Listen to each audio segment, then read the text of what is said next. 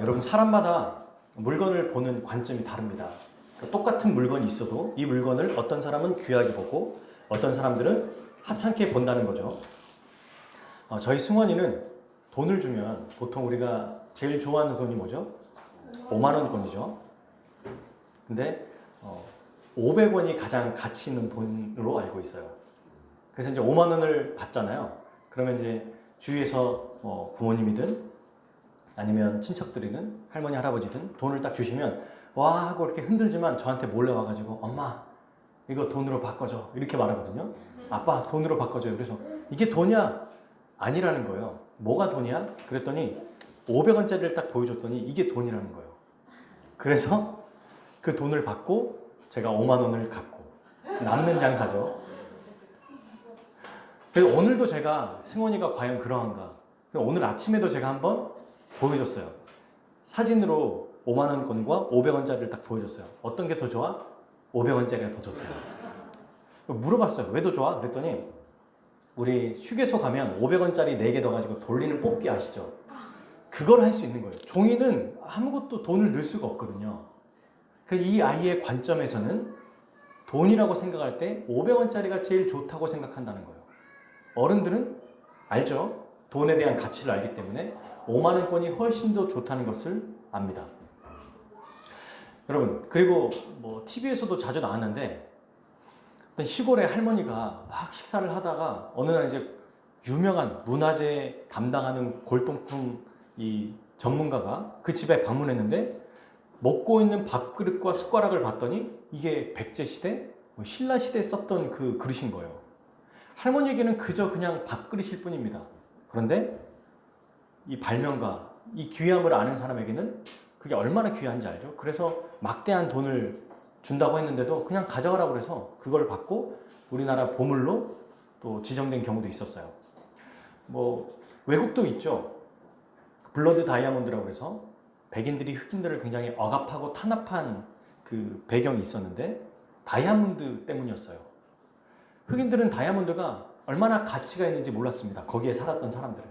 근데 백인들은 그 다이아몬드가 얼마나 가치 있는지 알기 때문에 억압하고 죽이고 노예로 삼고 그래서 그 정말 잔인한 블러드 다이아몬드라고 할 정도로 아주 큰 일들이 있었던 거죠. 자, 저는 오늘 우리 말씀을 보기 전에 여러분들에게 이런 말씀을 좀 드리고 싶어요. 우리는 그러면 십자가에 대해서는 어떤 관점을 가지고 있는가?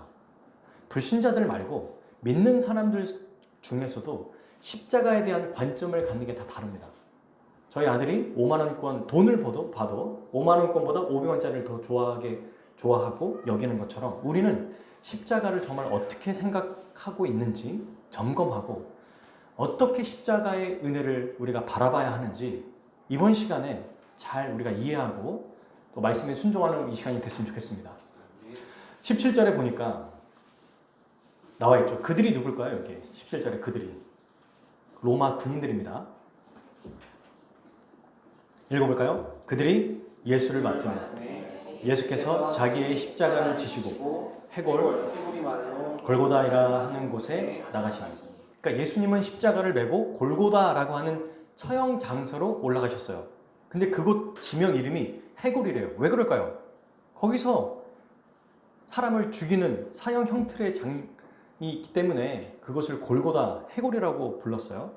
지형이 어떻다 이런 얘기도 있지만 그곳이 사형 장소이기 때문에 그렇게 불렀던 것입니다.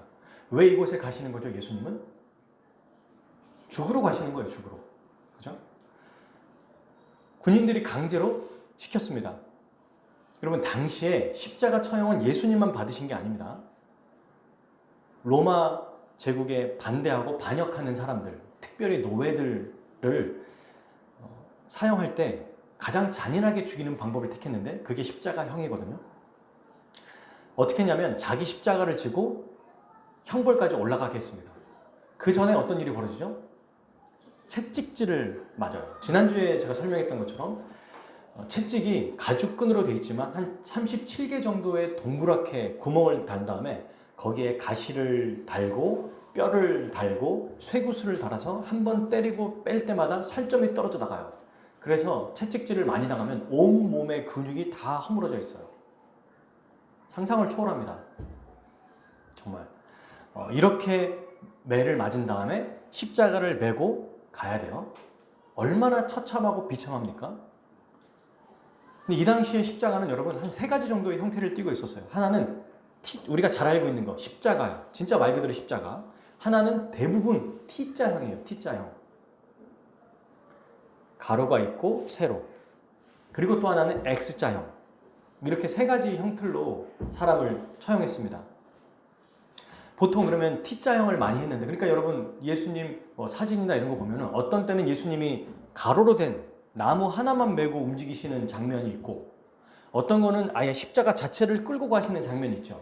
근데 실제 고증은 T자형으로 십자가를 메고 가셨다는 것이 더 유력해요. 그러면 세로로 꽂아야 되는 십자가는 어디 있냐면 처형 장소에 있는 거예요. 처형 장소에 이제 십자가를 지고 이렇게 가는데 어깨에 메고 짊어지고 갑니다. 그때 십자가의 무게는 어린 사람부터 몸무게가 좀 안 나가는 사람부터 몸무게가 나가는 어른들까지 있을 거 아니에요. 18kg에서 80kg까지 나가요. 그 무게가. 나무 하나가. 엄청 무거운 거죠. 그리고 이거를 가는데 아까 말씀드린 것처럼 올라가는 길이 가까운 게 아니에요. 그리고 그 길은 다 사람들을 지나서 가는 길입니다. 뭘 보여주는 거죠? 얼마나 로마 황제에게 거역하면 처참하게 비참하게 죽어가는지를 보여주는 겁니다. 그러니까 실제로 단두대에서 교수형 처형하는 것은 귀족들이 했던 행동이에요. 명예를 지켜주거든요. 근데 십자가는 다 빨개 벗기고 못을 박습니다. 그 전에 수많은 채찍질을 당하고 비참하게 침과 피가 다 흐른 상태에서 그것도 겨우겨우 끌고 가는데 넘어지면 로마 군인들이 또 채찍질하고 발로 차고, 그런 일들이 비일비재하게 반복되는 거예요. 그래서 여러분 실제로 십자가 형벌 장소까지 가기 전에 많이 죽었다고 그래요. 너무 힘들어서. 거기서 다 피 흘려서 죽습니다. 그리고 십자가형에서 받아 죽은 사람들은 얼마나 이 고통이 심한지 자기 사형수 가족들이 로마 군인에게 뇌물을 줘요. 어떤 뇌물을 주냐면 채찍질로 내 자식을 죽여주십시오. 이렇게 뇌물을 줍니다. 십자가형까지 가고 거기서 받는 고통이 너무 크니까 뇌물을 주는 거예요. 얼마나 끔찍한지 아시겠죠? 그리고 이제 예수님이 여러분 18절 보십시오. 그들이 거기서 예수를 십자가에 못 박을세. 성경은 보면은 십자가 형벌이 얼마나 잔혹하고 잔인하고 무섭고 큰지 별로 크게 묘사하지 않아요. 근데 우리는 이 십자가가 얼마나 무서운지를 봐야 됩니다. 십자가에 못 박히셨다고 할 때 죄수는 먼저 사형장에 딱 도착하잖아요. 그러면 우리가 보통 예수님의 형상을 보면 이렇게 옷으로 가려지는 부분들이 있지만 그렇지 않습니다. 실제로는 다 벗겨요. 완전 나체예요. 그리고 십자가에 못을 박는데 눕혀서 손목 사이와 발꿈치에 약 18cm에서 20cm 정도 되는, 이 정도 되는 못이죠. 이 정도. 그 못을, 초대형 대못을 양 팔과 발목 사이에 박습니다. 못의 크기 때문에 고통은 상상을 초월한대요. 그리고 왜 이렇게 큰 못을 박느냐? 십자가 나무에 매달려서 몸이 지탱해야 되기 때문에 그 큰 대못을 박는 거예요. 그리고 죽을 때까지 방치됩니다. 십자가에 매달린 고통을 고증했던 사람들이, 역사가들이 이렇게 썼어요. 10가지로 제가 요약해서 읽어드릴 테니까 한번 들어보세요. 못 박힌 상체에 몸무게 힘이 가해져 고통이 극대화된다. 그렇죠? 못이 박혔는데 상체의 힘으로 이걸 버텨야 되잖아요. 두 번째, 못에 끼어있는 이물질로 감염이 돼서 파상풍이 일어난다. 이때부터 이제 통증이 더 심해지겠죠? 못 박힌 팔은 몸무게 때문에 팔이 늘어나다가 결국 양쪽 어깨가 탈골된다. 네 번째, 다른 관절들도 점점 어그러진다. 관절들이 점점 이제 부러지는 거죠. 다섯 번째, 양팔이 고정되어 있어 가슴을 압박해서 폐와 횡격막을 압박으로 숨을 쉬지 못하게 한다. 뭔지 아시겠죠? 축 늘어뜨리니까. 그런데 이때 여섯 번째죠. 생존 본능이라는 게 있대요, 사람이. 그래서 숨을 쉬기 위해서 몸을 올려야 되는데 몸을 올리려면 어떻게 되죠? 의지할 게 못 박힌 손과 발밖에 없잖아요. 거기를 이겨내서 올라가야 돼요. 숨을 쉬려면. 그러니까 상상하지 못하는 고통이 올라가죠. 숨을 쉴 때마다. 힘을 빼면 다시 숨을 못 쉬는 거예요. 그러니까 내리면 숨을 못 쉬고 올리면 이 양팔에 못 박힌 손과 발의 힘을 가지고 올라야 돼요. 어떤 예수님의 형상에 보면은 그 발판을 올려줬다는 것도 있는데, 보통 예수님의 발판 위에 올라간 십자가 모형이 있고 발판 없는 십자가가 있는데 발판이 없습니다. 발판이 있으면 그나마 다리를 지탱해서 그 힘으로 숨을 쉬거든요. 발판이 없어요. 그리고 약간 비스듬하게 해줘요. 더 고통스럽죠. 똑바로 직선으로 서 있는 게 아니라 약간 앞으로 기운다고요. 얼마나 힘들겠습니까? 그리고 십자가에 못 박힌 상태로 약 1000번 정도 기절했다가 다시 깨었다를 반복한대요. 1000번을 기절했다가 깼다가 한다는 거예요. 고통이 너무 크니까 죽고 싶어도 죽을 수 없는 상태를 반복하다가 결국에 둘 중에 하나로 죽습니다. 질식사로 죽거나 또 하나는 심장이 불규칙하게 뛰면서 심장이 터지거나 심정지로 사망합니다. 인간이 받을 수 있는 모든 고통을 다 겪어요. 이게 십자가예요. 근데 성경은 그런 아주 구체적인 얘기를 쓰지 않아요. 그저 십자가에 못 박힐세, 이게 끝이에요. 왜 이렇게 얘기할까요? 인간이 당하는 고통보다 더 큰 것이 있다는 얘기입니다. 우리가 보통 십자가 생각하면은, 저는 어렸을 때 이제 옛날 TV나 패션 오브 크라이스트라는 영화가 나오기 전에는 고증을 그렇게 안 했거든요. 근데 패션 오브 크라이스트 멜 깁슨이라는 사람은 유명한 카톨릭 신자예요. 그래서 이 사람이 자기 돈 몇백억을 다 투자해가지고, 아무도 예수님의 12시간짜리를 방영한다니까 누가 봅니까? 그러니까 자기 돈을 다 쏟아내고 사복음서에 나와 있는 고증을 그대로 썼어요. 그런데 유일하게 그대로 재현하지 않았던 것들이 있어요. 그게 채찍질입니다. 형체를 못 알아봐요. 그런 상황에서 예수님이 십자가에 못 박히셨다? 저는 어렸을 때 그냥 그거 보고, 실제로 옛날 그 CCC의 예수라는 영화가 있거든요. 아, 저것도 그렇구나. 패션 오브 크라이스트는 보면 너무 충격을 받았어요. 세상에 이런 고통이 있다고? 이게 뭐야?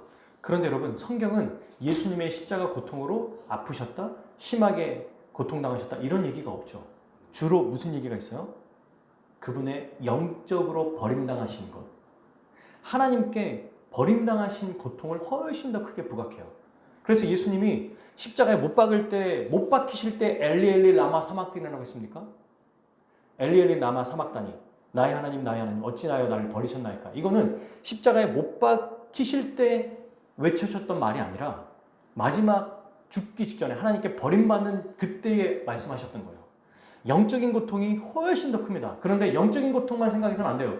얼마나 육체적인 이 고통을 다 겪으셨는지를 우리가 또 알아야 될 필요가 있겠죠.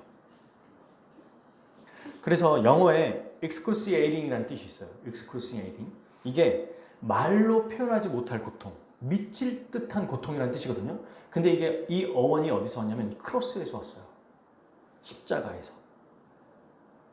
그래서 로마인들은요, 십자가 고통을 설명할 수 없어서 새롭게 만든 거예요. 이게 라틴어로 시작된. 말로 표현할 수 없는 고통이라는 것을 십자가를 통해서 어원이, 단어가 하나 생긴 겁니다. 이렇게 예수님은 십자가에 못 박히셨어요. 근데 그 양쪽 사이에 18절, 좌우편에 못 박으니 예수는 한가운데 있더라. 이게 뭘 의미할까요? 다른 죄수들도 똑같이 못을 박았다는 거예요. 매달려 있다는 거죠. 다른 죄수들도. 이 두 사람은 어떤 사람들입니까? 우리가 누가복음에 보면은 아주 흉악범들이었어요. 근데 흉악범 중에 가운데 매달렸다는 건 어떤 뜻일까요? 제일 큰 중범죄 중에 큰 범죄자다라는 것을 의미합니다. 이게 가장 흉악한 죄인이라는 의미죠. 여러분, 근데 지난주에 제가 말씀드렸지만 이 예수님의 영적인 고통뿐만 아니라 이 당시에 목숨보다 소중하게 여긴 게 뭐라고 그랬죠? 명예라고 그랬어요. 명예. 그래서 로마 철학자 키케로라고 하는 철학자는 귀족과 로마인들에게는 생각도 하지 말고 입에도 담아서는 안 되는 단어가 십자가입니다. 그 자체를 얘기하면 굉장히 사람이 천박하다고 생각하고 아주 몰상식한 사람이라고 생각한 거예요. 십자가라는 단어를 하는 것 자체가. 근데 거기에서 인간이 겪을 수 있는 가장 큰 모욕을 겪으셨죠. 군인들에게, 이방인들에게. 유대인들은 특별히 이방인들을 또 개로 취급을 하지 않습니까? 율법이 없는 자들, 하나님을 믿지 않는 자들. 근데 그 중에 로마인들이, 군인들이 예수님을 함부로 때리고 채찍질하고 침 뱉고 뺨을 때리면서 누가 때렸는지 맞춰봐라 이러고 있고, 유대인의 왕이여 평안할지어다 장난치고. 이건 정말 상상할 수 없는 고통이에요. 상상할 수 없는 고통이에요. 사랑하는 여러분, 저는 이 세 가지를 다 생각해야 된다고 생각해요. 예수 그리스도가 우리를 위해 육체로 오셔서 고통당하신, 많은 사람들, 어떤 이단들은 이렇게 표현해요. 예수님은 하나님이시니까 고통 안 당했을 거야. 가연설이라고 하거든요. 그냥 영적으로 있는 척 할 거야. 실제로 안 아파. 만약 예수님이 안 아프셨다면, 그 실제 고통을 안 당하셨다면 우리의 구원은 없어요. 진짜 고통당하셔야 됩니다.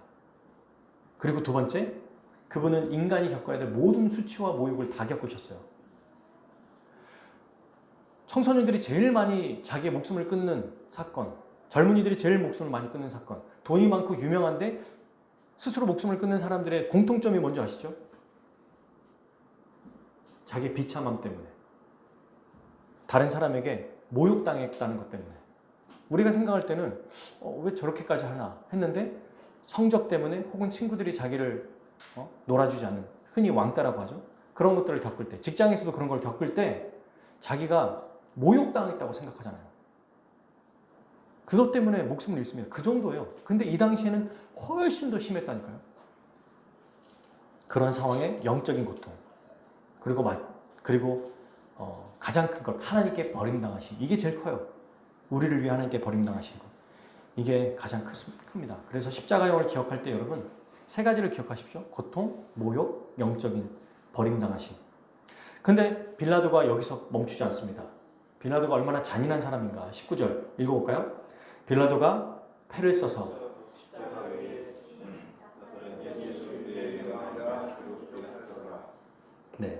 예수님을 더 치욕스럽게 만들기 위해서 십자가에 명패를 붙여버려요. 유대인의 왕이라고. 이건 예수님이 진짜 유대인의 왕이라고 믿기 때문에 십자가에다 명패를 단 게 아니에요. 진짜 믿었으면 어떻게 했겠습니까? 십자가의 못을 받겠어요? 채찍질을 하겠어요? 모욕을 주겠어요? 아니죠. 이건 조롱의 아주 극치의 모습을 보여주는 거예요. 조롱하신 다음에 거기다 명패를 달죠. 그리고 뭐라고 말합니까? 20절, 못 박히신 곳이 성에 가까운 거로 많은 유대인이 이 패를 읽는데, 히브리 말, 로마 말, 헬라 말로 기록되었더라. 모든 사람을 읽을 수 있도록, 모든 사람이 조롱할 수 있도록, 모든 사람이 모욕할 수 있도록 패를 달았어요. 이걸 딱 보니까 유대인 지도자들, 대제사장들, 목사들이죠, 이 당시에. 이런 사람들이 가만히 있을 수 없어요. 자기들의 유대교가 모욕당하는 것 같으니까. 그래서 뭐라고 말합니까? 21절. 빌라도에게 이르되 유대인의 왕이라 쓰지 말고 자칭 유대인이라 왕이라 써라. 스스로 유대인의 왕이라고 그랬지. 우리가 언제 저 사람을 왕이라고 인정했느냐? 안 됩니다. 라고 했더니 여기서는 빌라도가 자기 고집대로 해요. 빌라도가 대답하되 22절. 내가 쓸 것을 썼다 아니라. 거절합니다. 해줄 대로 다 해줬는데 그건 내 맘이야. 내가 모든 사람에게 조롱당하게 할 거야. 근데 여러분, 이 악한 행동은 오히려 하나님의 놀라운 계획을 보여주죠. 이 명패의 의미가 뭐죠? 히브리 말, 로마, 그리스, 그 당시에 있는 모든 이방인들도 예수님이 누구신지를 보게 했어요. 그죠? 이걸 뭘 상징합니까? 모든 사람이 그리스도가 누군지 알 수 있도록 기록했다는 겁니다. 예수님이 어떤 분이시라는 거예요? 이들은 조롱하고 모욕했지만 그걸 통해서 어떤 분이심을 드러냈어요? 모든 민족의, 모든 나라의 왕이시다라는 걸 보여준 거예요. 조롱했지만 하나님은 그것을 통해서 실제로 모든 사람을 구원하시기 위해 오신 왕이라는 모습을 보여준 겁니다. 근데 왜 유대인의 왕이냐? 이건 구약시대 때부터 거슬러 올라오는데, 유대인의 왕이면 유대인에게만 필요한 거 아닙니까? 아니에요. 이 어원의 뜻은 유대인이라고 말할 때는 아브라함 언약부터 가는 거예요. 아브라함에게 하나님이 너를 통해서 모든 민족을 구원받게 하겠다라고 아브라함에게 언약하셨어요. 그리고 아브라함의 후손들 이삭, 야곱 12지파가 생기고 12지파가 나라가 되면서 모세에게 하나님이 또 이렇게 말씀하십니다. 너의 나라가 제사장 나라가 되게 하겠다. 그리고 시간이 지나서 유다지파의 후손들 중에 다윗 왕이 태어나요. 그리고 그 다윗 왕에게 사무엘하 7장에서 하나님이 뭐라고 말씀하시냐면 너의 후손을 통해 메시아를 보내겠다. 이렇게 말씀하십니다. 그러니까 유대인 자체가 특별해서가 아니라 하나님이 그 수많은 민족 중에 그냥 유대인을 샘플로 택한 거예요. 샘플로 그냥 택해서 어쨌든 이 혈통을 통해서 메시아를 보낼 텐데 그 메시아는 모든 민족을 구원할 왕이야. 이렇게 말씀하신다는 거죠. 그러니까 우리가 보통 유대인이라고 왕이라 하면 유대인 사람을 위한 거네? 이렇게 생각해서는 안 돼요. 하나님이 약속하신 그 왕이다 라는 뜻입니다. 그러니까 구원자는 유대인의 혈통에서 나셔야 돼요. 구약 성경에 의하면. 그 구약 성경을 완벽하게 하나님이 이루셨죠. 사랑하는 여러분, 이 나사렛 예수 그리스도가 바로 참된 왕이세요. 그 이분의 나라는 이 세상과 다릅니다. 초월한 나라, 그리고 영원한 나라예요. 예수님만이 모든 나라와 민족을 구원하시는 유일한 왕이십니다. 우리는 십자가에 달리신 이 모습을 보고도 알 수 있어요. 우리의 왕은 누구죠? 이걸 한번 좀 여러분들에게 여쭤보고 싶어요. 여러분들의 왕은 누굽니까? 이걸 한번 생각해 보시죠. 그러면서 계속 말씀을 볼게요. 23, 24절 같이 읽겠습니다. 군인들이 예수를 십자가에 못 박고 그의 옷을 속옷도 취하니 이 속옷은 호지 아니하고 위에서부터 통으로 짠 것이라. 군인들이 서로 말하되 이것을 찍지 말고 누가 왔나 제비뽑자 하니 이는 성경에 그들이 내 옷을 나누고 내 옷을 제비뽑나이다 한 것을 그가 대하여 함이로라. 군인들은 이런 일을 하고 아멘. 네. 예수님을 못 박은 다음에 마지막까지 예수님의 명예를 손상시키는 일을 해요. 마지막까지. 옷을 가져가면서 제비뽑기를 해요. 누가 가져갈 것인지. 속옷은 하늘 통으로 되어 있는 옷처럼 되어 있기 때문에 원피스 같이 찢을 수 없습니다. 그러니까 이제 제비뽑기를 하는데 이 행동이 이미 구약에서 예언하고 있는 내용이다. 여러분 이 행동만이 아니죠. 지금 예수님이 겪으신 모든 행동이 전부 다 구약 성경에서 예언한 내용이에요. 우리는 무엇을 믿냐면 저의 말이나 사람들의 말을 믿는 사람들이 아니에요. 성경을 믿는 사람들이에요. 성경에 기록된 대로 믿는 사람들이잖아요. 그래서 이게 너무 중요한 거예요. 예수님이 기적을 행하든 어쨌든 구약 성경에서 말하신 메시아가 아니면 기적을 행하는 사람은 오늘도 뭐 마술을 부리는 사람들 있습니다. 가끔 이상한 행동을 벌여서 신비주의로 막 사람들을 낮게 하고 이런 게 있어요. 근데 그런 사람을 믿으면 안 됩니다. 성경은 오직 한 분, 구약에서 보낸 아브라함의 후손, 그 다음에 다윗의 후손이신 나사렛 예수 그리스도만이 너희의 구원자다라고 말씀하셨는데 그것을 요한이 계속 고증하고 있는 거예요. 알려주는 거예요. 예수님이 그냥 이렇게 군인들에게 조롱당한 게 아니야. 이건 구약에서 이미 얘기했어 라고 말하고 있는 거죠. 특별하게 두 가지를 좀 찾아보려고 하는데 이사야, 여러분 오늘 말씀을 덮지 말고 가장 유명한 말씀이죠. 구약 성경은 여러분 사실 십자가에 대해서 다 설명해요. 십자가에 대한 설명이 없는 구절이 없다고 말합니다. 유명한 찰스 스펄전 목사님이 이렇게 얘기하죠. 도대체 성경에 십자가가 없는 구절이 어디 있느냐. 이게 유명한 말씀이에요. 구약이 다 십자가에 대해서 예언한다는 얘기죠. 특별히 그 중에 고난받는 종이라고 하는 이사야 53장 말씀은 아주 유명합니다. 이건 우리가 한번 읽어봐야 될 것 같아요.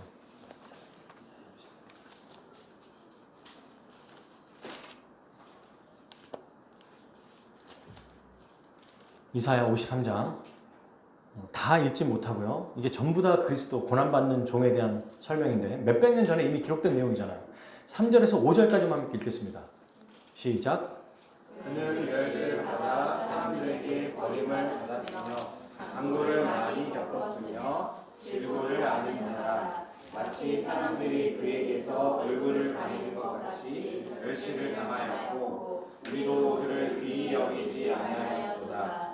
그는 실로 우리의 질고를 지고 우리의 슬픔을 당하였거늘 우리는 생각하기를 그는 징벌을 받아 하나님께 맞으며 고난을 당한다 하였노라. 그가 찔림은 우리의 허물 때문이요 그가 상함은 우리의 죄악 때문이라. 그가 징계를 받음으로 우리는 평안을 누리고 그가 채찍에 맞음으로 우리가 나아감을 얻었다. 아멘. 정말 유명한 말씀이죠. 모르는 사람이 없을 겁니다. 여러분, 이 이사야 53장에 특별히 3절에 보면 이렇게 돼 있죠. 사람들이 그에게 얼굴을 가리는 것 같이 멸시를 당하였고, 이 개역개정은 좀 분명해요. 설명이. 더 다른 번역에 이렇게 돼 있습니다. 사람들이 그를 보고서 얼굴을 가릴 만큼 그는 멸시를 당했습니다. 이게 무슨 뜻이에요? 너무 처참해서 못 본다는 거예요. 너무 처참해서 그 받은 이 고통이 얼마나 큰지 사람들이 그걸 보고 얼굴, 보통 우리가 너무 잔인하거나 이러면 얼굴 가리죠. 예수님 얼굴을 못 봤다는 얘기입니다. 이게 지금. 그리고 4절. 그런데 우리가 그는 맞을 짓을 해서 하나님께서 그를 때리시고 고난을 주신다고 생각했다. 이렇게 되어 있어요. 근데 이건 누구의 죄 때문인 거예요?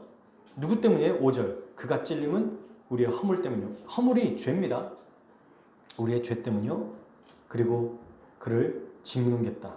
그가 책망을 받아서 우리가 평안을 누리고 채찍을 맞음으로 나음을 받았다. 그리스도는 빌라도를 통해서 이미 죄 없다고 몇 번이나 증명됐습니다. 빌라도는 몇 번이나 얘기했어요. 죄가 없다. 그러니 풀어줄까? 아니요. 십자가에 못 박으세요. 아, 무슨 소리야. 얘네들 너무 과열됐네. 좋아. 그럼 내가 채찍질을 해주고 놔줄게. 만신창이로 만들어 온 다음에 딱 보냅니다. 보여줘요. 됐어? 이 정도면 됐어? 이제? 아닙니다. 없애버리십시오. 그랬더니 대체 무슨 잘못을 했길래 없애기까지 하란 말이냐. 난 못하겠다. 우리에겐 법이 없습니다. 사람을 죽일 권한이 없어요. 이 사람이 뭘 그렇게 잘못했는데. 자칭 하나님의 아들이라고 말합니다. 빌라도는 이걸 무서워가지고 어떻게든 예수님을 구원해보려고 애를 썼지만 사람들이 또 얘기하죠. 나는 못하겠다. 그냥 풀어주자. 그랬더니 당신은 가이사의 충신이 아닙니다. 우리의 왕은 가이사뿐입니다. 완전 아이러니하죠. 입장이 바뀌었어요. 유대인들이 오히려 예수님 풀어달라고 그러고 빌라도가 죽여야 되는데 빌라도는 예수님을 풀어주려고 그러고 유대인들은 예수님을 죽이려고 그래요. 이 유대인들이 우리죠. 십자가에 못 박힌 군인들은 이렇게 나쁜 사람들이야 라고 할 게 아니라 그 군인들이 우리라는 걸 눈으로 봐야 돼요. 왜? 이사야 53장에서 그가 찔림은 우리의 허물 때문이라고 말하잖아요. 나 때문이라고 말해야 됩니다. 근데 자꾸 우리는 어디에 포커스를 맞추냐면 저 군인들 진짜 나쁘다. 저 빌라도 왜 저래? 저 유대인 왜 저러지? 가 아니라 나예요, 나. 우리입니다. 시편 22편 우리 하나 더 찾아볼게요. 16절에서 18절 그리고 다시 요한복음으로 돌아갑니다. 시편 22편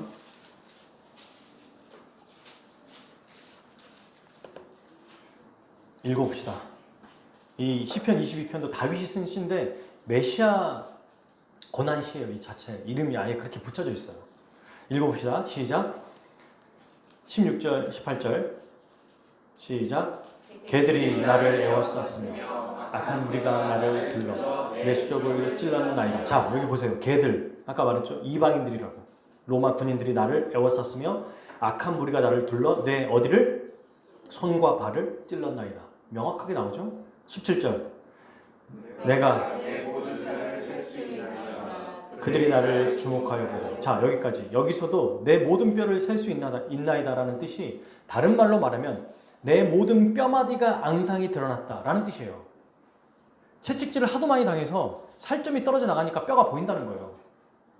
18절 마지막 읽어볼까요? 내 속옷을 제비봉. 네, 그대로 이 말씀을 예수님께서 성취하신 것입니다. 사랑하는 여러분, 예수님의 채찍질 그리고 그분의 십자가 형벌 전부 우리 때문입니다. 나 때문이에요. 그러니까 하나님 앞에서 나는 그 십자가에 나의 얼굴과 내 몸을 거기에 대입해야 되는 거예요. 로마 군인들이 예수님을 때릴 때 그 자리가 내 자리여야 돼요. 원래 십자가에 못 박을 때 그 자리가 내 자리라는 겁니다. 이거 생각해 보신 적 있나요? 정말 딥페이크하라는 얘기가 아니라 진짜 내 얼굴과 내 몸이 그 안에 들어가는 거예요. 우리는 십자가에서 하나님의 사랑의 모습을 보죠. 그리고 동시에 우리 죄의 가장 극한 악한 모습을 보는 거예요. 십자가에서. 십자가를 보고 와, 아름답다고 생각하는 사람 아무도 없습니다. 오늘 설교를 듣고 십자가가 얼마나 잔혹한지 아시겠죠? 거기에 내가 달렸어야 돼요. 이 사랑을 안다면 우리는 어떻게 살 수 있을까요?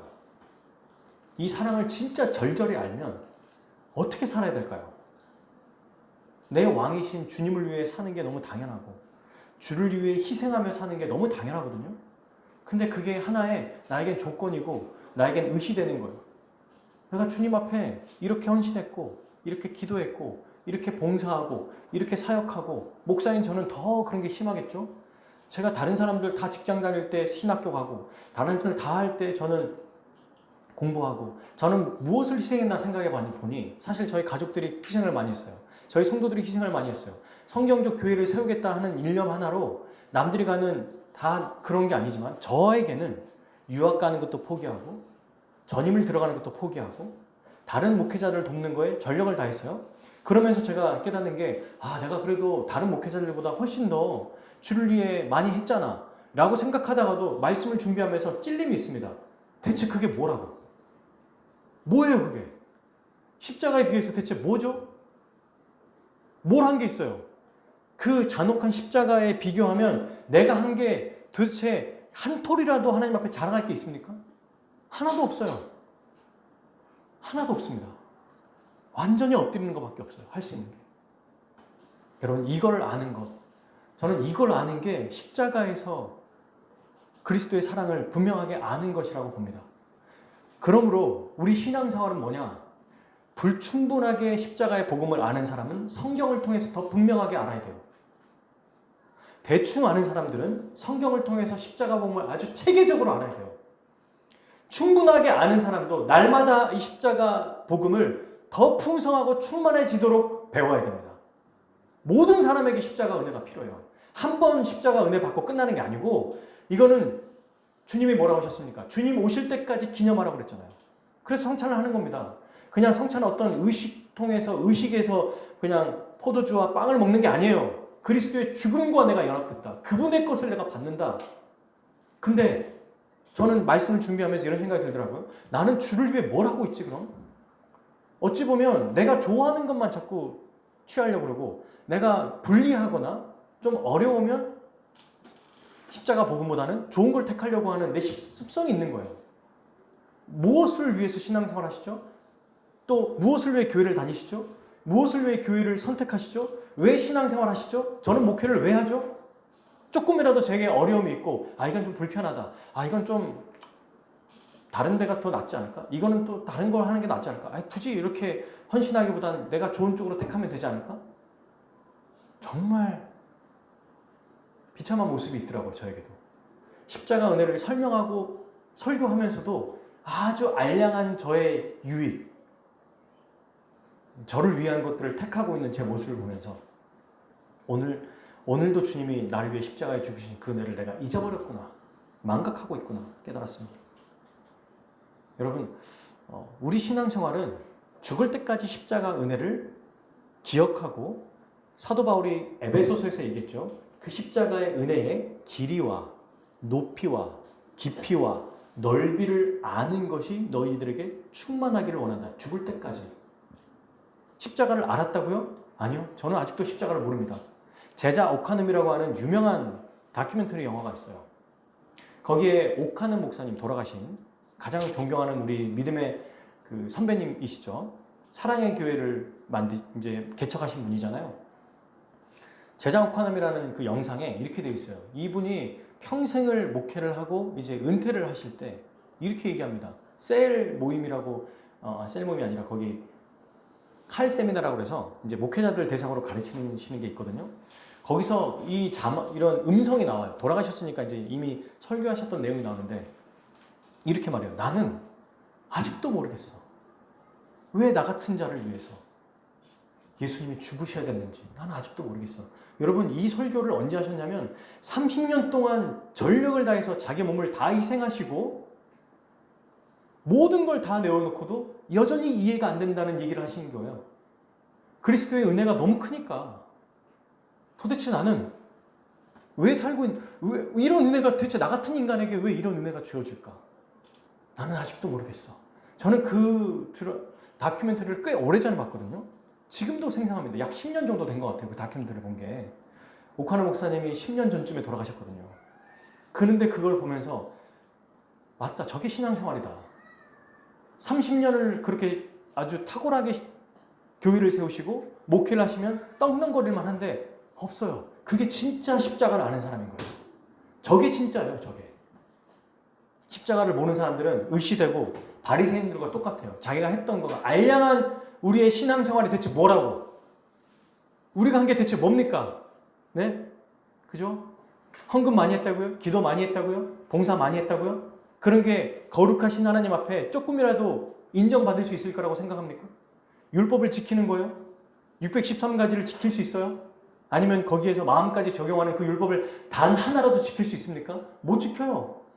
하나도 못 지킵니다. 하나도. 그 은혜를 받았는데 그저 저는 뭐 하고 있냐면 판단하고 있는 거예요. 어떻게 뭘 해야 돼? 뭐가 더 내가 편할까? 더 편안한 신앙생활, 더 유익한 신앙생활, 더 뭔가 얻을 수 있는 신앙생활 이러고 있는 겁니다. 십자가를 안다고요? 그렇다면 우리가 주를 위해 하는 게 무엇인지 알아야 됩니다. 나는 무엇을 하고 있나? 무엇을 희생했나가 아니라 희생도 아니에요. 그거는 정말 아무것도 아닙니다. 제가 존경하는 목사님도 항상 그런 얘기를 하세요. 유학 준비를 하고 여러 언어를 준비하고 또 실제로 신대원을 준비하면서 교육대학원까지 준비했었거든요. 제가 이런 얘기를 설교단에 처음 얘기하는데 탄탄대로를 생각하고 있었습니다. 근데 딱 한 가지, 복음에 대해서 아느냐, 십자가 은혜를 아느냐. 그리고 이렇게 얘기하시더라고요. 우리가 주를 위해 한 게 뭐가 있냐. 그 말이 저의 머리를 한 대 때렸어요. 주를 위해 한 게 없는 것 같아요. 저는 그 십자가 은혜를 받았는데 대체 나는 주를 사용해서 뭘 하려고 그러지 주를 위해 하는 건 없는 것 같은 거예요. 저는 이 십자가의 은혜를 절절하게 여러분들이 진짜 성령의 은혜로 깊이 기억하고 묵상하고 믿기를 바랍니다. 이거는 도대체 십자가 앞에서는 누가 서열이 있고 없고가 없어요. 신앙생활 누가 오래 했냐, 누가 더 많이 했냐, 누가 더 잘하냐, 모르냐 이게 아니고 십자가 앞에 누가 엎드리냐. 이게 진짜 중요해요. 그래서 그 양쪽에 있는 죄인들 중에 이렇게 얘기하지 않습니까? 죄수 중 하나가 이렇게 말합니다. 누가복음 23장 39절 43절 예수를 모독하며 말합니다. 네가 그리스도냐? 그럼 우리를 구원해봐라. 그러면서 오른쪽에 있는 다른 죄수가 얘기하죠. 너도 똑같은 십자가 청을 받으면서 하나님이 두렵지도 않느냐. 우리는 우리가 저지른 짓을 하고 있어서 마땅히 받을 벌을 받는 거다. 하지만 이분은 잘못한 일이 아무것도 없다. 라고 하면서 예수님께 뭐라고 하죠? 그 유명한 말씀. 예수여, 당신의 나라에 들어가실 때 저를 기억해 주십시오. 이 사람이 한 게 뭐예요 대체? 뭐죠 이 사람이? 예수님은 죄가 없습니다 고백했죠? 저는 죄인입니다 고백했죠? 그리고 뭐라고 합니까? 저를 불쌍히 여겨주십시오. 저를 기억해 주십시오. 저를 생각해 주십시오. 당당하게 나갔어요? 내가 이거 했는데 당연히 해줘야 되는 거 아닙니까? 내가 이렇게까지 헌신했는데 이 정도는 해줘야 되는 거 아니에요? 이런 얘기가 없어요. 이렇게까지 했어도 아니 죄인, 우리는 양쪽에 달려있는 죄수들이거든요. 근데 착각합니다. 예수님을 위해서 뭐 한 것처럼. 아니에요. 십자가를 깊이 알면 알수록 아무것도 아닌 내가 얼마나 비참하고 추악한 존재인지를 알게 돼요. 그리고 예수님이 이렇게 얘기하시죠. 그에게. 그래? 그럼 너 그동안 뭘 했어? 전도했어? 헌금했어? 봉사했어? 신앙생활 열심히 했어? 뭐 주를 위해 살았어? 이런 얘기 안 하시죠. 그 앞에 엎드리는 자에게 뭐라고 하세요? 내가 진실로 내게 말한다. 오늘 내가 나와 함께 낙원에 있을 것이다. 낙원은 천국의 다른 말이에요. 천국에 있을 것이다. 우리의 신앙생활은 여러분 모든 것을 다 한 것어도 그래서 사도 바울이 고백한 것처럼 모든 것이 다 배설물, 똥이다라고 여기는 거예요. 그리스도 없으면 다 똥이라는 거예요. 근데 우리는 똥에 집착하고 살고 있는 모습을 여전히 보이고 있어요. 더 더러운 똥, 더 예쁜 똥을 찾아 살아가는 거죠. 무엇이 더 깔끔하고 예쁜 똥인가? 똥은 똥이에요. 근데 그 똥을 가지고 또 주님 앞에 자랑해요. 주님, 제가 똥 드릴 테니까 제가 했던 거 좀 도와주세요. 제 기도 들어주셔야 하는 거 아니에요? 제가 이렇게까지 교회 나와줬는데, 헌금해줬는데, 봉사해줬는데, 믿어줬는데 이 정도 해줘야죠. 전형적인 예수님을 십자가에 못 박은 대제사장들의 모습. 예수님을 너무 잘 알아요? 그러면서 자기가 기도했던 것, 이들이 뭐 기도합니까? 나는 일주일에 2번 11조를 하고 금식하고 기도했던 거 자기 행위를 가지고 나가거든요. 예수님은 사탄의 새끼들이라고 불렀어요. 그들한테. 십자가를 볼 때마다 나는 거기에 못 박혀 죽어있다는 걸 기억해야 됩니다. 도대체 여기서 누구에게 뭐라고 말할 수 있겠어요? 우리는 십자가를 분명히 아는 것이 우리 신앙생활에 얼마나 중요한지. 아니 이게 여러분 신앙생활하는 목적이에요. 목표예요. 십자가의 은혜를 알고 그 나의 은혜에 감사하며 사는 것. 이것이 우리의 목표라고 생각합니다. 자, 계속해서 우리 볼게요. 이제 25절부터 27절까지 얘기하십니다. 읽어봅시다. 예수의 십자가 곁에는 그 어머니와 이모와 글로바의 아내 마리아와 막달라 마리아가 섰는지라. 예수께서 자기 어머니와 사랑하시는 제자가 곁에 서 있는 것을 보시고 자기 어머니에게 말씀하시되 여자여 보소서 아들이니라 하시고 또 그 제자에게 이르시되 보라 내 어머니라 하시는데 그때부터 그 제자가 자기 집에 오시니라. 네, 이 말씀 가지고 사람들이 많이 오해하는 경우도 있습니다. 여기 보면 마리아가 3명이 나와요. 엄마도 마리아죠. 그리고 글로바라고 하는 그 사람의 아내 마리아가 있고 막달라 마리아, 3명의 마리아가 나오죠. 막달라 마리아는 전에도 제가 한번 설명해 드렸지만 지명 이름입니다. 그러니까 지금 우리로 말하면 강북구 김씨 이런 뜻이에요. 막달라 지역에 사는 마리아. 우리나라처럼 이렇게 언어가 다양하지 않기 때문에 여전히 미국도 보면 이름이 다 비슷비슷하잖아요. 제임스, 뭐 매튜, 존, 거의 다 존이잖아요. 뭐 보면 그런 것처럼 이렇게 이름이 아주 중복이 많이 됐어요. 이 상황에 굉장히 예수님이 특이한 일을 하세요. 여러분 이거 잘 한번 읽어보셨나요? 보시면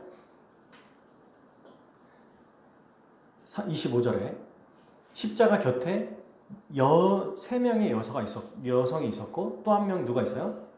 제자가 있어요. 사랑하시는 제자. 이 사람이 누굴까요?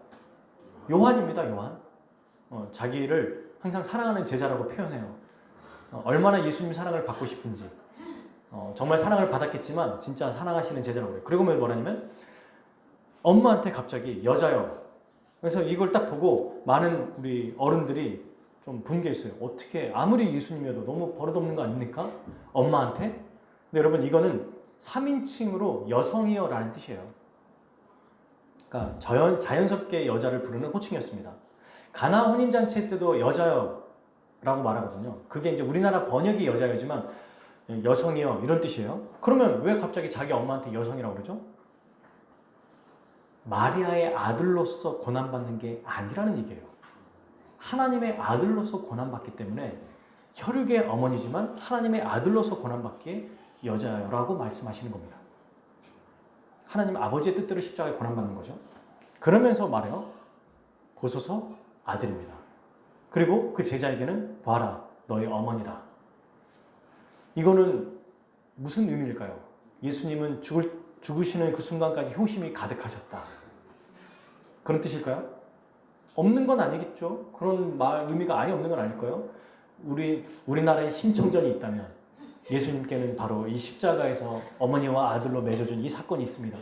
이런 의미가 아니에요. 이거는 훨씬 더 중요한 의미가 있습니다. 여러분 바로 28절 읽어보세요. 28절에 보시면 그 후에 예수께서 모든 일이 이미 이루어진 줄 아시고. 저는 제가 성경 연구하면서 처음 알았어요. 저는 다 이루었다고 끝난 줄 알았는데 이미 그 전에 이루어졌어요. 그 후에 예수께서 모든 일이 이루어진 줄 아시고.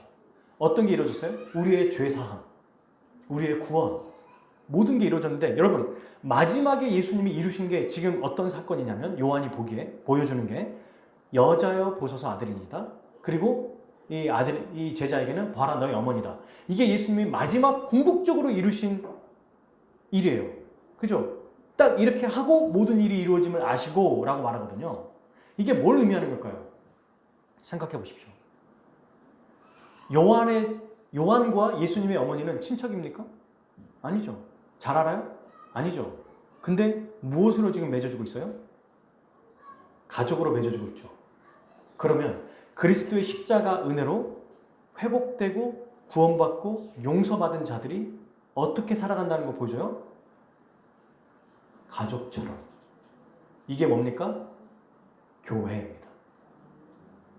교회가 어떤 존재? 마지막 그러니까 예수님이 십자가에 달려서 모든 민족의 왕이 되시고 십자가에서 처참하게 고통당하시고 찔리시고 죽으신 다음에 마지막에 이루신 것, 결국 이것 때문에 이루신 것 같은, 서로 전혀 다르고 모르는 사람들, 그러나 그리스도를 믿는 자들을 한 몸으로 묶어주시는 것, 교회로 묶어주시는 것, 이게 바로 교회의 모습이에요. 사도 바울은 에베소서 2장 13, 14절에서 이렇게 얘기합니다. 그러나 그때는 하나님에게서 멀리 떨어져 있던 여러분이 이제는 그리스도 예수 안에서 그리스도의 피로 가까워졌습니다. 그죠? 구원받았죠? 그리스도로. 근데 그거 끝이 아니에요. 뭐라고 하시냐면 14절에 그리스도는 우리의 화평이시니 자기의 육체로 둘을 하나로 만드신 분입니다. 그분은 중간에 막힌 담, 곧 원수된 것을 헐어내셨습니다. 무슨 뜻이죠? 서로 간에 원래 우리는 하나님이 창조하실 때 아담과 하와를 한 몸으로 만드셨어요. 무슨 뜻이냐면 하나님이 흙으로 아담을 짓고 흙으로 하와 못 만드시겠어요? 만드실 수 있죠. 근데 흙으로 아담을 만든 다음에 아담의 갈빗대를 떼서 하와를 만드셨어요. 뭘 의미하죠? 한 몸이라는 걸 보여주는 거예요. 그리고 이 두 사람은 최초의 교회입니다. 가족 이전에 교회라는 거예요. 믿는 자들. 아담의 갈빗대에서 여자를 했다? 그냥 존재 자체로 이미 한 몸이라는 거예요. 근데 죄로 인해서 어떻게 됐어요? 서로 싸우고 단절되고 서로 원수된 관계가 돼버렸죠. 그래서 그때부터 인류는 창세기 3장 15절부터 모든 그 인류는 다 서로 싸우고 대적하고 죽이고 미워하고 이런 관계가 됐어요. 그런데 그리스도 안에 있으면 어떻게 된다? 다시 이게 회복된다는 거예요. 다시 한 몸이 된다는 거예요. 이걸 마지막으로 이루신 것입니다. 이게 바로 교회가 그러므로 나이, 성별, 인종 상관없이 그리스도 안에서 하나라는 거예요. 이거 어떤 사람들은 이렇게 생각합니다. 저는 청소년부가 좀 맞는 것 같아요. 그래서 청소년을 위한 교회를 좀 세우겠습니다. 틀렸습니다. 저는 대학부가 좋습니다. 대학부를 위한 교회를 세우겠습니다. 틀렸어요. 저는 그래도 장년들이 좋으니까 장년들을 위한 예배를 드릴게요. 틀렸어요. 저는 장애인들을 위한 예배 틀렸어요. 그렇게 해서는 안 됩니다. 교회는 모든 사람이 들어올 수 있어야 되고 나이가 많든 적든 장애가 있든 없든 인종이 뭐든 성별이 뭐든 모두가 들어와서 한 몸을 이루어야 돼요. 그게 주님이 말씀하신 교회고 이게 막힌다면 허물어지는 거예요. 근데 내가 부흥하기 위해서 어떤 원하는 지지층만 데리고 하겠다? 안 됩니다. 교회가 아니에요. 그건. 그렇게 해서는 안 돼요. 우리도 어쩌면 내가 교회 생활하면서 이 사람은 잘 맞는 것 같아. 이 사람하고는 잘 지내야지. 쟤하고는 좀 안 맞는 것 같아. 아직 어리잖아. 이래서는 안 된다는 거예요. 모두와 함께 한 몸으로 살아가는 거, 한 몸이구나라는 것을 깨달아야 된다는 거예요. 이 모든 일에 여러분 클라이막스가 교회로 나와요. 성경을 볼 때는 저는 십자가에서 죽고 제가 사실 부끄럽지만 내가 목마르다 다 이루었다가 저는 클라이막스라고 생각했거든요. 근데 28절에 그 후에 예수께서 모든 일이 이미 이루어진 줄 아시고 라는 글을 통해서 마지막에 이루신 게 교회구나 라는 걸 깨달았어요. 그리고 하게 된 거죠. 여러분 왜 그러면 이제 자연스럽게 28절에 이 모든 일을 이루신 줄 알고 뭐라고 하시냐면 내가 목마르다 라고 했어요. 우리를 구원하시기 위해 우리를 교회되게 하시기 위해 그분이 당하신 마지막 고통이 뭐예요? 목마름입니다. 요한은 정말 아주 여러 방면으로 예수님에 대해 설명했는데 요한복음 4장인가요? 거기에 보면 또 수가성 여인, 사마리아 여인에게 뭐라고 했죠? 내가 물을 주라. 그랬는데 물을 뜰 수 없습니다 했더니 네가 나를 믿으면 영생하는 물을 먹게 될 것이다. 목마르지 않을 것이다. 얘기하셨죠? 그리고 또 나를 믿는 자는 배에서 생수의 강이 넘쳐날 것이다 라고 말씀하셨죠? 그리스도를 믿으면 그 안에서 영원히 해갈된다는 것입니다.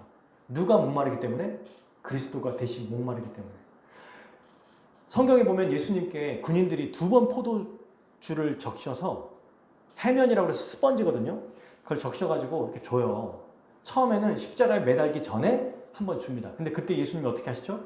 거절하세요. 안 먹는다고 그래요. 근데 그때는 거절하고 지금은 29절 보세요. 신포도가 가득히 담긴 그릇이 있는지라 사람들이 신포도를 적시니 해면을 우슬초에 메어 예수 입에 대니 드세요. 30절 예수께서 신포도주를 받으신 후에 이르시되 이걸 받으신 거예요. 왜 그러면 처음에는 안 받으시고 지금 받으셨을까?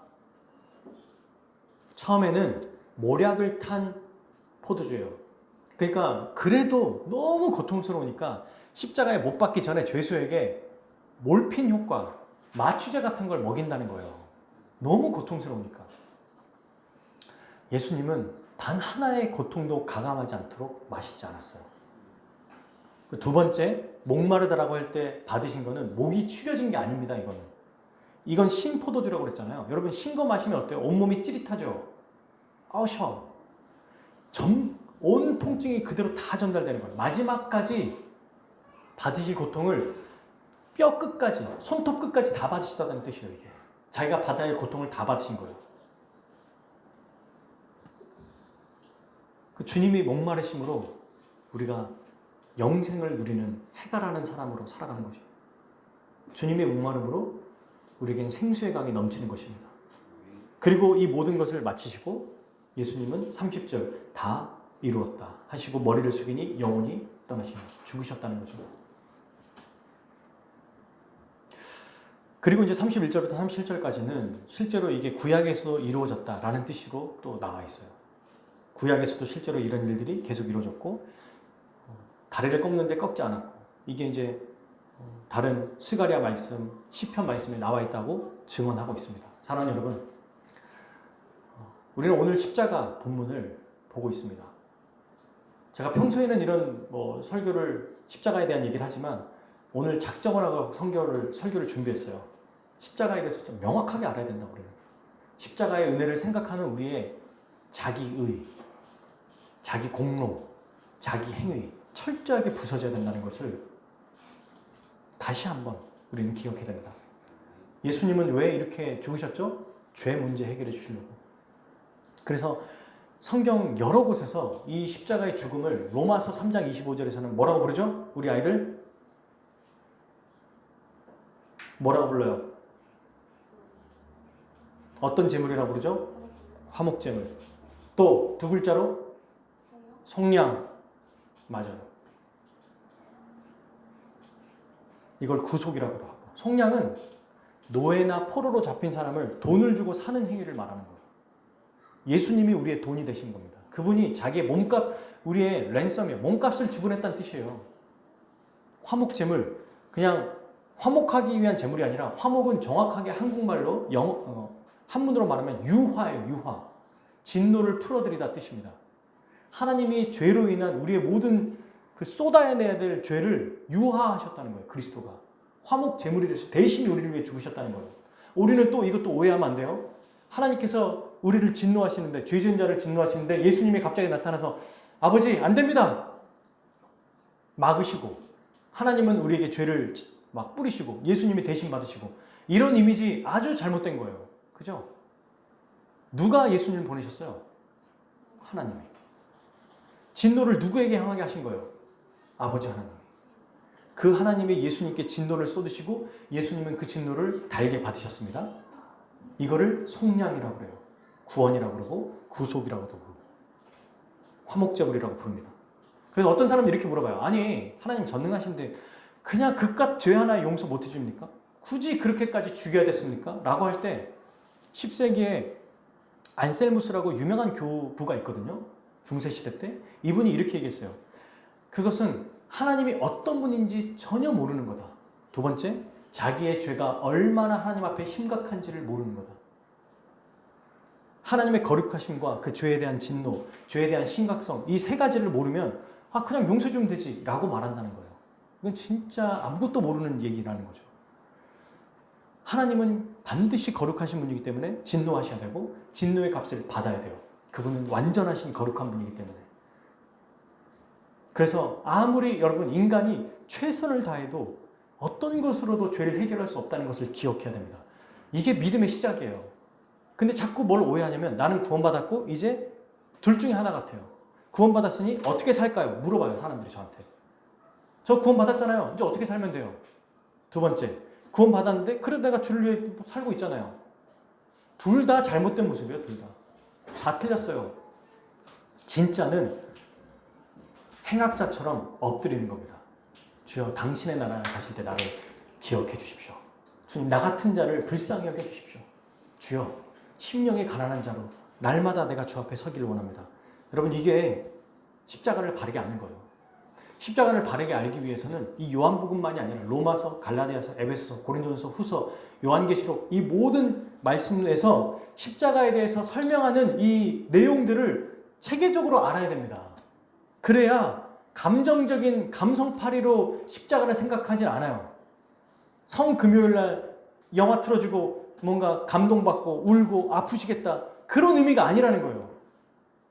그걸 넘어서는 차원, 훨씬 더 내가 주 앞에 진짜 죄인이었구나, 철저한 죄인이었구나, 완전히 유대인이었구나, 내가 그냥 십자가에 못 박힌 저 대제사장이었구나, 그걸 알아야 되는 것이 진짜 십자가를 아는 것입니다. 저는 오랫동안 신앙생활을 해왔고, 그리고 심지어 신학까지 했었거든요. 신대원을 다니면서 그게 나름대로 괜찮다고 생각했던 것 같아요.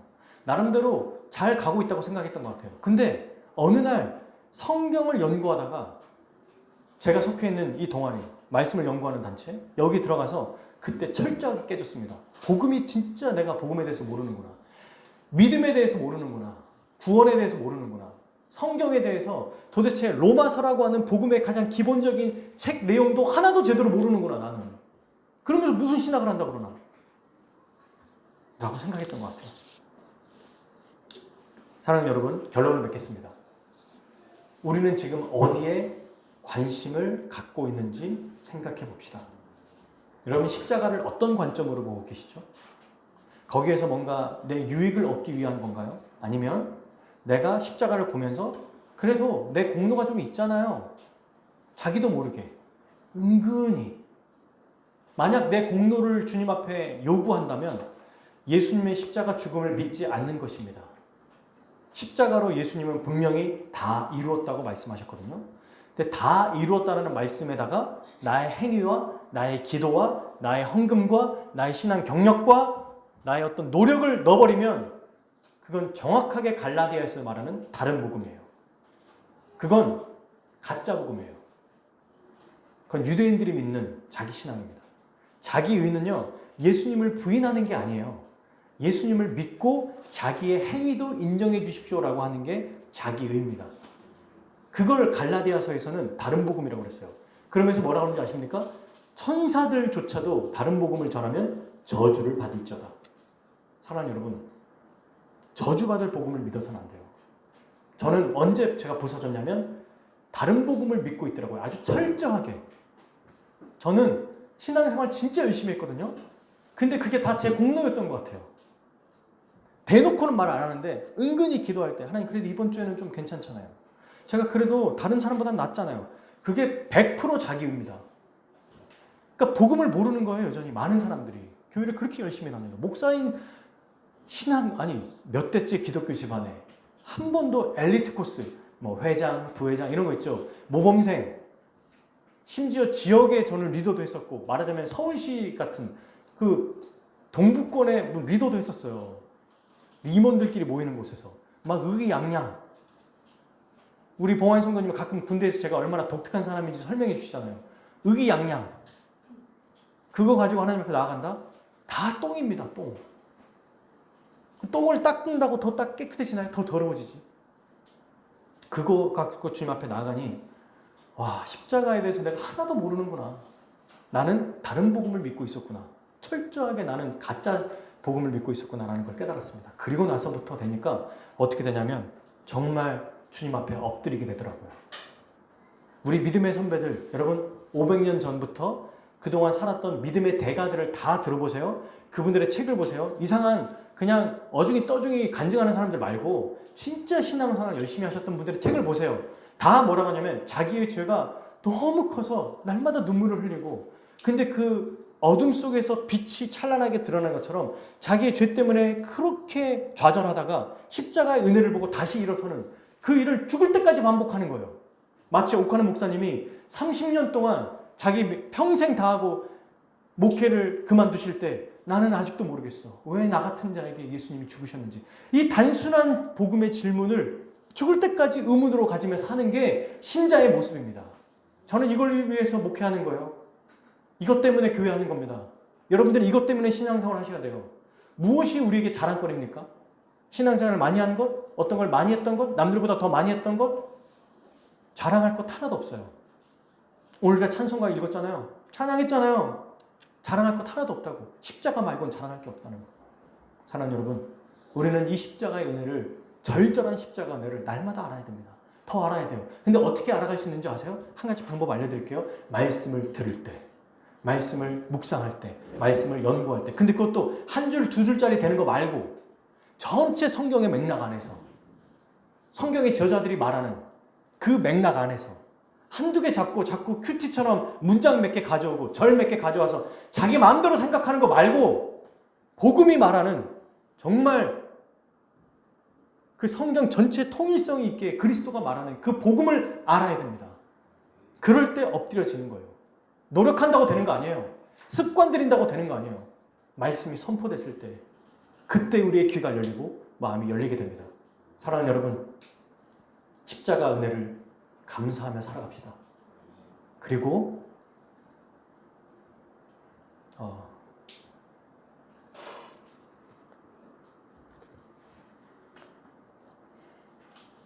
주를 위해 우리가 무엇을 희생하고 있는지,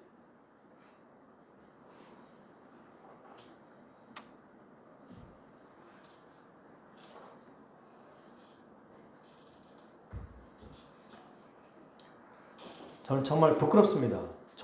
제가 성경적 교회를 위해서 이렇게까지 애썼고 해왔던 것들이 하나님 앞에 정말 똥 같은 것들을 자랑하고 있지 않았나?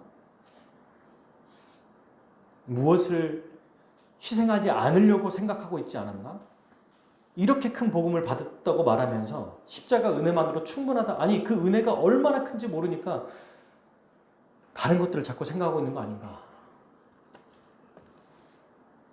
우리가 신앙생활하는 이유, 교회를 선택하고 결정하고, 또 교회 안에서 신앙생활을 선택하고 결정하고, 목회를 결정하고 선택하는 이 모든 것이 피 묻은 십자가의 완전한 공로에서, 그 은혜에서 모두 나오는 은혜가 되기를 바랍니다.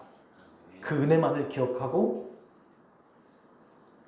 이번 한 주도 한평생 주의 십자가 은혜에 감사하며 감격하며 원인을 알 수 없는 그 은혜에 매일매일 놀라며 살아가는 우리 인생이 됐으면 좋겠습니다. 우리 같이 함께 찬양하고 있습니다.